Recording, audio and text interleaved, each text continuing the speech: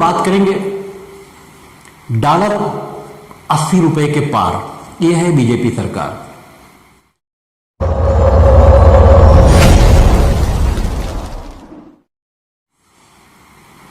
नमस्कार, आदाब। आइए बात करते हैं।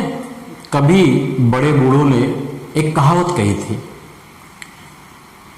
किसानों के गांव में एक व्यापारी यानी बाप बेटे, गांव में आपने देखा होगा गेहूं चावल खरीदने के लिए या इस तरह के किसानों की जो फसलें होती है थोड़ा थोड़ा खरीदने के लिए अक्सर जाया करते थे, और इनके साथ में एक बकरी भी रहा करती थी। तो बाप यानी पिता वो गेहूं चावल वजन करता है, और वजन करते करते वो कहते जाता है, जैसे एक बार वजन किया तो एक एक, फिर जब दोबारा वजन किया तो दो दो दो दो, तीन तीन तीन तीन, चार चार चार चार, और इसी बीच उसका जो बेटा है उसकी आवाज आती थी, बाबा बकरियां खाती, मतलब बकरी खा रही है।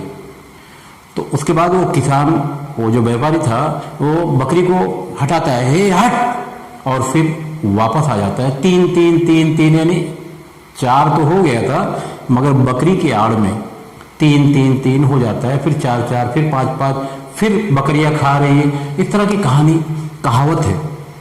फिलहाल हमारे देश पर यही कहानी फिट बैठ रही है। देश के पैसे वाले लोग देश की गरीब जनता को खा रहे हैं। अगर आप हमारे चैनल पर नए हैं तो YouTube पर जाकर भारत शक्ति समाचार सब्सक्राइब करें, और कहीं जाइएगा मत, आगे बात करेंगे। इस बार का राष्ट्रपति चुनाव बहुत असाधारण परिस्थिति में हो रहा है। हमारे देश के सामने विभिन्न क्षेत्रों में नाना प्रकार की समस्याएं हैं, लेकिन सबसे बड़ी जो समस्या है वो है संविधान की रक्षा की। हमारा संविधान और संविधान के मूल्य आज खतरे में है। इस भारत की खोज वास्को डी गामा ने की थी। वास्को डी गामा ने दुनिया को पहली बार बताया था कि समुद्र के एक रास्ते पर एक ऐसा देश जहां लोग अपने आप को पत्तों में छुपाते हैं, और उनके आगे आगे एक लकड़ी, यानी आज के दौर में कहेंगे तो लाठी लेकर चलने वाला एक आदमी होता है, और वो सारे लोग उसके पीछे पीछे चलते हैं। तो उसी को हम कबीले का सरदार कहते हैं। जंगलों में वो दौर था, आज भी हमारे देश में जंगलों में लोग रहते हैं, और अक्सर हम सभ्य समाज के लोग हैं, यानी हम तरक्की याफ्ता लोग हैं। और जब कोई घटना घटती है, जब 4 साल की बच्ची का उसका बाप रेप कर देता है, 10 साल की बच्ची, हमारे भिवंडी में घटना हुई, उसका रेप कर देता है और उसकी हत्या भी कर देता है, तब हम क्या कहते हैं पता है? जंगली हो गए लोग। यानी मिसाल कहां की देते? जंगल की। जंगल में इस तरह का रेप नहीं होता। जंगल में एक महिला लकड़ी तोड़कर वापस अपने घर पर आती है। मगर हम सब समाज के लोग हैं, पढ़े लिखे लोग हैं हमारे देश में। बहन बेटियां घरों से निकलने को डरती हैं, हालांकि आप ट्रक देखेंगे तो पीछे लिखा रहता है बेटी पढ़ाओ बेटी बचाओ। इन नारों का कोई मतलब नहीं है। जब आप पढ़ाने जाएंगे तब स्कूल में पढ़ाने का नतीजा मिलेगा, इतने इतने पैसे लाओ तब एडमिशन होगा। गौतम अदानी पूरी दुनिया के 10 मालदार लोगों में से चौथे नंबर पर पहुंच गए। ये बड़े सम्मान की बात है कि हमारे देश का एक ऐसा व्यक्ति जिसे दुनिया गौतम अदानी के नाम पर जानती है, वो दुनिया के 10 टॉप लोगों में चौथे नंबर पर है। अच्छी बात है, मगर इसकी जो सच्चाई है उसके बारे में सरकारें सोचती है। आमतौर से आप ध्यान देंगे तो सरकार में, सरकार चाहे जिसकी हो, कांग्रेस की हो या फिलहाल अभी भारतीय जनता पार्टी की है, किसी की भी सरकार हो, इस देश में 2 आंख होती है इनको। इस देश में एक ही नेता ऐसा था जिसको 2 आंख पूरी नहीं थी, एक आंख खराब थी, नाम था करुणानिधि। उसके बाद सत्ता में बैठे हुए जितने नेता आप देखेंगे सबको 2 आंख है। एक आंख से देश की 135 करोड़ जनता को फिलहाल बेवकूफ बनाया जा रहा है और एक आंख से अदानी, अंबानी, गौतम अदानी, इन लोगों को फायदा पहुंचाया जा रहा है। मीडिया रिपोर्टों की अगर बात करें तो हमारे देश में तकरीबन 8 करोड़ पैसे वाले लोग दूसरे देशों में शरण लेने के लिए प्रयास कर रहे हैं और कितने भगोड़े बैंकों का पैसा लेकर भारत से भाग चुके हैं और उन भगोड़ों में से एक मालदीव में सुष्मिता सेन से शादी कर लिया और हमारे बैंक के लोग, हमारी पुलिस उसकी तलाश में है और उसने पड़ोसी देश मालदीव में शादी कर लिया। यह हालत है हमारे देश की। जो कहानी है सिर्फ और सिर्फ हिंदू मुस्लिम, भगवा कपड़ा हरा कपड़ा, अब ये धंधा हमारे पास बचा है। थोड़ा सा उत्तर प्रदेश की तरफ चलते हैं। उत्तर प्रदेश में एक लुलु मॉल, शॉपिंग मॉल शुरू हुआ और उसका उद्घाटन उत्तर प्रदेश के मुख्यमंत्री योगी आदित्यनाथ ने लखनऊ में किया। तो अब ये लुलु मॉल का जो मालिक हो कोई लल्लू तो रहा नहीं होगा। जिसके मॉल का उद्घाटन मुख्यमंत्री करे तो कोई लल्लू पंजू आदमी तो होगा नहीं, मगर वहां भी एक बवाल खड़ा हो गया। बवाल कैसा? कुछ लोग पहुंचते हैं नमाज पढ़ने के लिए। चलो नमाज पढ़ना कोई बुरी बात नहीं है, ठीक ठाक जगह देखकर लोग पढ़ लेते हैं।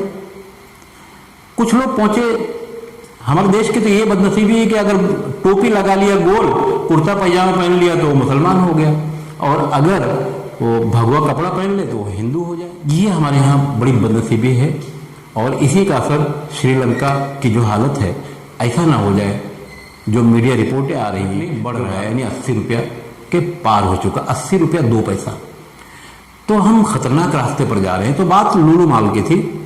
लुलु मॉल में कुछ लोग पहुंचते हैं, सिक्योरिटी के लोग उनको नमाज पढ़ने के लिए रोक देते हैं। ये उस मैनेजमेंट के या उस लुलु मॉल में काम करने वाले लोग नहीं थे। ये कौन लोग थे? पुलिस जांच कर रही है। नीचे रोक दिया जाता है, लोग पहले माले पर जाते हैं, वहां भी रोका जाता है, फिर दूसरे माले पर जाते हैं। बहरहाल वहां वो नमाज पढ़ लेते हैं। अब नमाज पढ़ने की बात को सीसी फुटेज जो वहां से निकले हैं, जिसकी जांच हो रही है, तो नमाज मज़हब इस्लाम में पश्चिम का रुख यानी काबा का रुख करके पढ़ी जाती है। तो इनका रुख अलग था, कुछ लोगों का इधर, कुछ लोगों का उधर। तो पक्का ये लोग मुसलमान नहीं थे, क्योंकि मुसलमान अगर नमाज पढ़ने जाएगा तो उसे पता होगा कि काबा का रुख क्या है, भले वो मस्जिद के बाहर ही क्यों ना हो। बहरहाल जांच हो रही है और इस फर्जी नमाज के साथ साथ वीडियो बनाने का काम भी चल रहा था।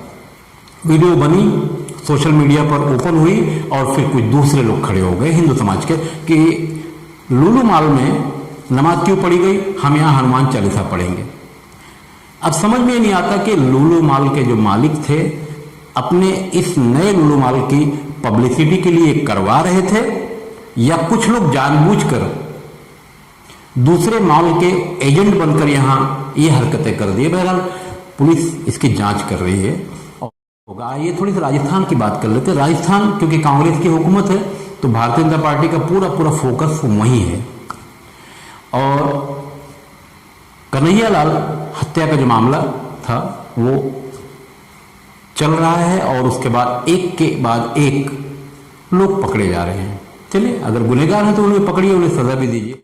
महाराष्ट्र की बात कर लेते हैं तो महाराष्ट्र में तो अच्छी भली सरकार चल रही थी। यहां भी बीजेपी ने ईडी का डर दिखाकर सरकार गिरा दिया, शिवसेना के 2 टुकड़े कर दिए और बीजेपी के टारगेट में शिवसेना पहले से है कि शिवसेना को खत्म कर दिया जाए। मगर आज शिवसेना 2 टुकड़े में है और एकनाथ शिंदे महाराष्ट्र के मुख्यमंत्री भारतीय जनता पार्टी के सहयोग से हैं, ये ठीक है। मगर भारतीय जनता पार्टी एकनाथ शिंदे को अपने साथ में कब तक रखेगी ये तो वक्त बताएगा। हालांकि गड़बड़ी चालू है और महाराष्ट्र में चुनाव भी होना है। अब बंटवारा ही नहीं हो पा रहा है कि कौन वजीर बनेगा, कौन किस डिपार्टमेंट के लिए बनेगा, कौन मंत्री बनेगा। इसी में सरकार फंसी पड़ी है और महाराष्ट्र में जैसे भिवंडी शहर में नागरिक बैंक का इलेक्शन कैंसिल हो गया। इस तरह की बहुत सारी इकाइयां हैं जिनका फिलहाल इलेक्शन कैंसिल कर दिया गया है। तो कहीं ना कहीं सरकार फैसले नहीं कर पा रही है और अंदर अंदर गड़बड़ है। अब वही बात है कि एकनाथ शिंदे का मतलब ई से एकनाथ और देवेंद्र फडणवीस जो महाराष्ट्र के पूर्व मुख्यमंत्री भी रह चुके हैं और अब उप मुख्यमंत्री है। तो देवेंद्र फडणवीस डी और एकनाथ शिंदे ई यानी ईडी। केंद्र सरकार देश में जहां उनकी सत्ता नहीं है वहां के लोगों का जो अपमान कर रही है, जो शोषण कर रही है, ईडी का डर दिखाकर ये कारोबार देश में बड़े जोरों पर चल रहा है। और ये कांग्रेस के दौर में भी हुआ है। केंद्र की जो एजेंसियां हैं, चाहे ईडी हो, चाहे सीबीआई हो, चाहे एसआईटी हो, इस तरह की जो केंद्र की एजेंसियां हैं हर दौर में इस तरह का काम करती रही है। जो विपक्ष है उसको तोड़ती रही है। भारतीय जनता पार्टी की सरकार आने के बाद से अब ईडी या सीबीआई का इस्तेमाल देश में ज्यादा हो रहा है, तो कहीं ना कहीं ये भी घातक है। बहरहाल बात कर रहे थे देश से जो लोग दूसरे देशों में बसने की तैयारी में हैं या कोशिश कर रहे हैं, दूसरे देशों की नेशनलिटी लेना चाहते हैं। तो क्यों लेना चाहते हैं? क्योंकि ये पैसे वाले लोग हैं। इनको अब डर सता रहा है पड़ोसी देश श्रीलंका की हालत को देखकर। जब श्रीलंका के प्रधानमंत्री, राष्ट्रपति, सबको जनता ने दौड़ा लिया और पिटाई भी कर दी, तो डॉलर का भाव जो हमारे यहाँ बड़ी तेजी से आगे जा रहा है और हमारा जो कैश है यानी हमारा जो रुपया है वो नीचे जा रहा है, तो कहीं यहाँ की भी जनता भड़क न जाए। बहरहाल 15 अगस्त भी अगले महीने में है और भारतीय जनता पार्टी स्वर्ण महोत्सव मनाने की तैयारी में है और यह हमारा 75वां यौम आज़ादी का दिन होगा। 75 सालों में हमने क्या खोया, क्या पाया, दुनिया के सामने है। हमारे देश में गरीबी बढ़ते जा रही है, लोग तनाव में हैं, लोग हिंदू और मुस्लिम की दुकान खोले बैठे हैं, भगवा कपड़ा, हरा कपड़ा, यही कारोबार रह गया है। और सरकार एक एक करके अपने सहयोगी जो उद्योगपति हैं उन्हें जो मिल गया वो बेच ले रही है। तो आखिर में जनता के पास बचेगा क्या? कहीं ना कहीं आपको भी सोचना जरूरी है, वरना आने वाले दिन महंगा पड़ सकता है हम सभी के लिए, इस देश की 135 करोड़ जनता के लिए। मैं खान फखरे आलम।